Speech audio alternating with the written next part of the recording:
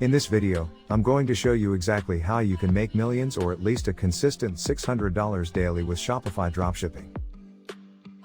This is the exact same strategy that I used to start up a dropshipping business when I was working a minimum wage job just a few months ago with under $150. I'm going to talk about the whole entire strategy step by step and explain how to market your product today with under $150. So stick around for this one, guys. I think this is going to be one of my most helpful and useful videos. So for those of you who are not familiar with dropshipping or Shopify, here's a quick recap of what exactly dropshipping is. Dropshipping is a business model that allows entrepreneurs or pretty much anyone to start an online business and sell products to their buyers without ever actually stocking the items themselves. Instead, when a dropshipping store sells a product, it purchases the item from a third party, which is usually the manufacturer, and has it shipped directly to the customer. Often, because entrepreneurs have to spend a significant sum of their money on inventory before they can start selling, these costs feel really restrictive. But with the dropshipping model, anyone at all, even complete beginners, could make millions starting out with almost no money upfront, and with no risk. Now that we're all caught up, let's jump straight into the video. So this has been a frequently requested topic/question, which is how much money do you need to start dropshipping, and what is the least amount of money you can have to start up a dropshipping business? I can actually very much relate to and understand this exact situation since I was personally in the same exact position a few years ago, where I was working in a minimum wage department store job, so my budget for starting up a dropshipping business was very minimal at the time. However, I was able to use this exact strategy that I'm about to talk about to actually start up a store and literally get sales within my first week. So when starting with dropshipping, the first expense that people think they're going to have is the monthly subscription fee for Shopify to host and build their website, which is $29, but you're not actually going to get charged the $29 until your 2-week free trial is over. So even after you put in your card and open your store, Shopify isn't going to charge you until the 2-week free trial has passed. So we're not going to count the subscription fee as part of the $150 since you have 2 whole weeks to start something up and launch a dropshipping store. And then if things don't work out, you can go ahead and cancel it, which you definitely would not have to if you follow this exact same strategy, because you'll already be making sales within your first week and it's going to make sense to continue the store. Your next potential expense would be the paid Shopify apps that you actually need to install on your website.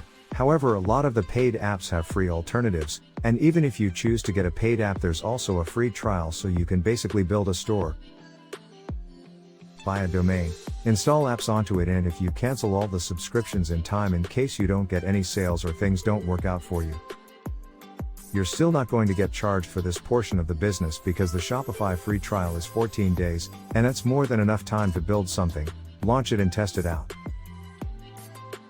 The only thing in terms of your website that you're actually going to have to pay for is the domain, because you're definitely not going to get away with a free Shopify domain. So you're going to have to purchase a domain, preferably a .com domain, and is usually going to cost you less than $14 if you go through Shopify. And yes, no, you can get a cheaper domain if you buy through Google, but it's really not worth the headache, because you're going to have to get the domain and then connect it to Shopify, which is going to save you like $5 or $7, so I just recommend going directly through Shopify for the domain. So really that's going to be our first real and non-refundable expense, which is $14 for the domain. Now moving on, let's talk about the type of product you need to sell when you're working with a small budget. The more products you have to test out, the more money you have to spend, and the more you have to spend testing them out, so it obviously makes a lot more sense, and you should strive to find a winning product on one of your first tries, or at least with as little tries as possible, which is why when you're working on a budget and it's your first go at dropshipping, I definitely would not recommend you trying to find a brand new product that nobody has dropshipped before. Instead, find something that's currently a hot winning product that's currently selling. There's actually good software out there that you can pay for, and it's going to show you winning products. However, we're on a budget here. The paid apps are not that expensive, but still we want to maximize the amount of money we can spend on ads, so we're not going to pay for the software. Instead, I'm going to show you exactly what I did to find winning products when I was first starting out dropshipping. So the first step you're going to have to take is to decide on a niche that you want to sell a product in and figuring out who your target customers are. There's no shortage of advice on how to do this. Some people recommend turning to your passion and interests to figure out the right product to sell, while others say it's best to look specifically for profitable and trendy niches to ensure that you actually make money. My advice? Do both. Choose a niche that you're genuinely interested in, but make sure that there is demand and profit to be made in that market. That's exactly what I did when I first started out my dropshipping business. I did some research into merchandise demand, popularity, and profitability, but I focused my efforts on the areas that I was truly interested in. For example, as someone who works out, I decided to start my research in the health and fitness space to see what kinds of items I could sell. Below are the steps I took to find products and validate demand. 1. Do keyword research. Start off by making a list of product keywords in your potential markets. For example, since I was focused on the health and fitness market, I brainstormed relevant keywords that people would search for. Such keywords included terms like athleisure, gym clothes, leggings, workout clothes, yoga pants. I entered these terms into Google's keyword planner to get a better idea of how much search volume they're getting, and I discovered that leggings and yoga pants are getting the most searches. Do something similar when you're determining your niche. Kick things off by identifying possible markets, then brainstorm keywords for those markets. Take the most popular keywords, and dig deeper to get more insights into their performance over time. That brings us to the next step. 2. Determine product trends. Getting keyword data is great, but you also need to combine that with trend data to figure out if an item is gaining popularity, or if it's on its way out. So, I turned to Google Trends and entered both keywords to figure out their search popularity over the last several years. In both cases, the search trends seem to be going over time, with leggings being particularly popular as of recent years. This gave me more confidence in the idea of dropshipping leggings. Keep this step in mind when you're looking for dropshipping ideas. Enter your keywords into Google Trends to determine whether a product is trending up or down. If it's the latter, then you may want to go back to the drawing board. If it's the former, then you can move on to the next step, which is to determine profitability. 3. Figure out if your niche is profitable. Product popularity is certainly a good sign, but at the end of the day, you still want to make money. Before you launch your dropshipping business, run the numbers to gauge the profitability of an item. Between the cost of doing business, shipping fees, marketing, not to mention the cut of your suppliers, running a profitable dropshipping business requires wide and healthy margins, i.e., 40% to 70% if not higher. This means you want to look for low-cost products that you can sell at a premium. At this stage, I did some research on the wholesale prices of leggings by running some searches on supplier websites, like Oberlo and AliExpress. Based on what I saw, the prices for leggings range from around $4 to $11. For my store, I decided that I could sell leggings for $25 or more, which depending on the cost would give me a gross profit of anywhere from $12.50 to $25. This knowledge further validated my idea and solidified my decision to sell leggings on my Shopify store.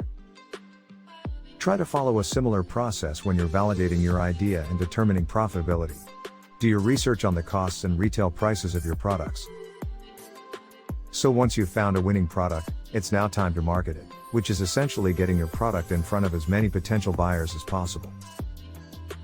There are a variety of ways for marketers and e-commerce store owners to market their dropshipping stores.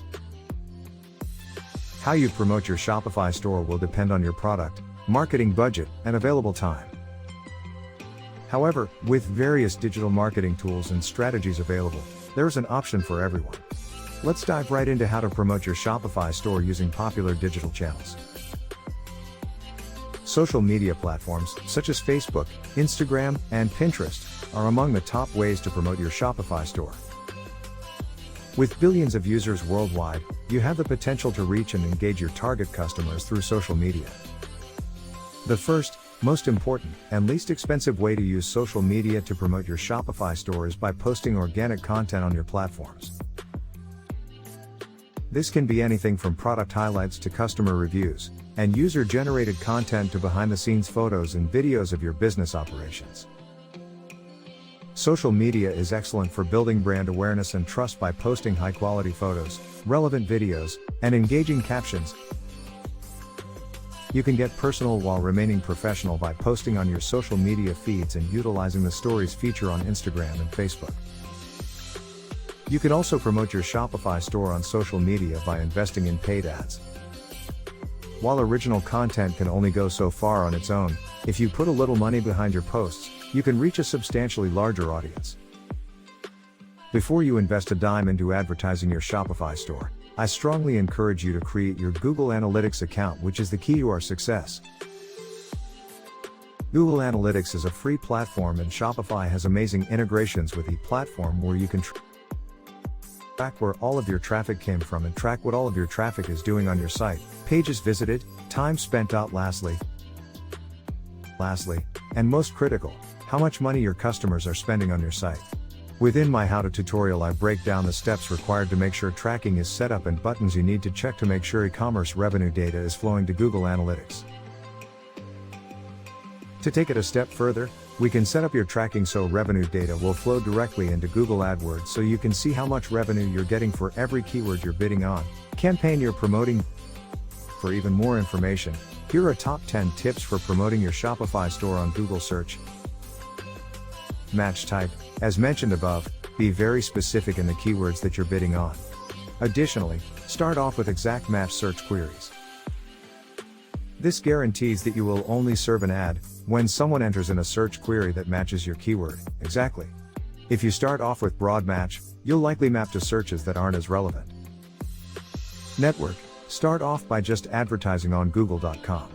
Avoid at all costs advertising on the display network for your search ads, and I would avoid opting into the search networks, at least to start. First, prove out the performance, then expand. Landing pages. Drive users to the exact product that matches the keywords that you're bidding on. The idea is to make the shopping experience as frictionless as possible. If you drop them off at the homepage, you may lose them as they may not navigate to the product that matches to their search query. Search ad copy. Within your search ads, make sure you have ads that are relevant to each keyword you're bidding on, and that is relevant to the Shopify product you're promoting. This makes your ad super relevant and highly clickable, and likely strong conversion rates. Search ad copy continued. If you have any promotions, include this within your search ad copy. The goal is to incentivize users to click, then ultimately buy. For example, if you offer 10% off, list that within your ad. Search ads bidding. I recommend to start off with maximize clicks bidding setting, which will drive the absolute most amount of clicks within your budget. I would do this for the exact match keywords you're bidding on. I would avoid this when using broad match keywords, as broad match can map out to irrelevant searches. Search ads budgets. I highly recommend to start off small, then scale once you get performance from your Shopify store. Best to keep a close eye on performance, then scale up once you identify keywords that are driving sales for your store. Conversion tracking. This is critical. Make sure you have conversion tracking set up so you can see how your search ads are driving sales. Within my training video, I include an overview of how to set up your conversion tracking. Geo-targeting. When you set up your search campaigns, make sure you're targeting only the locations where you deliver products to. Additionally, within the campaign settings, set it up to only reach users who are in your location, versus those who have an interest in your area. Monitor performance. Monitor performance daily to start. The reason is you want to make sure that your ads are serving throughout the day and not spend all of the budget within the first few hours of the day. Another key tactic in advertising is remarketing. Remarketing is a way to serve a banner ad to people who previously visited your Shopify store. This form of advertising works extremely well as you're only reaching people who are already considering the products you offer. The beauty is with Shopify's integration with Google Analytics, and the Google Analytics integration to AdWords, we can target people who have previously visited your site. Think of this campaign as a great way to close the sale of folks visiting your site. Additionally, I really like launching a remarketing campaign via the Google Display Network, as you only pay if someone clicks your ad. If they don't click, you don't pay a dime. Additionally, I often see sales from this channel from people who didn't even click the ad, but were exposed to the branding of the creating. In these instances, you don't pay a dime, you received free branding and users navigated to your site. Next is influencer marketing, where people with large followings promote your products on social media, often in exchange for free products or money, is another way to quickly get your product in front of new audiences. Influencer marketing, if done right, can yield very large returns with budgets as low as $150. Also, by partnering with influencers, you also build brand trust. Another way to promote your Shopify store is by email marketing. There are so many email marketing campaigns you can create depending on your business goals. If you want to engage new or potential customers, create a welcome email series. If you wish to retain existing customers, create a loyalty program, and stay connected with your loyal customers through email. If you'd like to better engage with your potential customers via email, create a robust email capture program to entice them to give you their email addresses.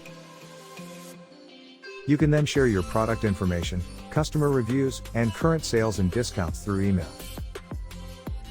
Automate your email campaigns using triggered emails that automatically send to customers at the optimal time with relevant messages that will promote your Shopify store without it feeling like spam. This ensures that the right people are being reached at the right time with relevant content, rather than one big general email being sent to everyone on your email list. Using display ads alongside your email marketing promotional strategy will strengthen your marketing efforts and increase sales. This way, not only will you show up in people's inboxes, but you will also show up while they are browsing the internet. An effective way to advertise your store on other websites is through contextual advertising, in which you choose where to show your ads based on the content on other websites. When using these strategies together, be sure to promote consistent personalized content to an audience segment. Doing so will increase brand awareness, trust, and engagement. Blogging is another way to promote your Shopify store by using your website platform. Even if you are selling a product, you will increase website traffic and convert more visitors into paying customers by producing quality content and regularly posting on your website's blog. Here's how blogging works to promote your Shopify store. First, when you write content optimized for SEO, you increase the likelihood of ranking high in Google search results. This means when your target customer is searching for a solution to their winter glove needs, your website will pop up, that is, if you sell winter gloves and write an engaging blog post about it. Studies show that over 60% of consumers have made a purchase based on a blog post. Content sells. Second, blog posts help build relationships and trust with your new and existing customers. The more they get to know and engage with your brand, the more likely they will be to make a purchase. Studies show that it takes an average of 56 touch points for a potential customer to convert into a paying customer. By posting relevant content as a marketing strategy, you increase the touch points available to move visitors through their customer journey. When it comes to digital advertising, there are so many types and channels and strategies available. With Google Ads being the most common paid search platform, the basics of paid search include a target audience, a relevant SEO keyword, and a product to highlight. You can put money behind a particular product or landing page and bid on relevant keywords under which you want this page to appear. If you win the highest bid, your ad will show up in Google search results when someone searches for the keyword or phrase chosen. While the investment for paid ads is more than other forms of Shopify marketing, you will see an increase in relevant website traffic, a high return on investment, and immediate results. You can reach your ideal customer with relevant ads, email marketing strategies, and targeting and retargeting tools. You, however, don't need to drive all your traffic online. If you're struggling to make early sales, take your marketing offline and spread the word yourself. If you're selling dog collars, for example, visit your local dog park and hand out flyers while you talk to people. Or, if you can easily turn your product into samples, consider giving some out for free. You could also create some buzz with your own pop-up shop. Guerrilla marketing involves a combination of guts and creativity.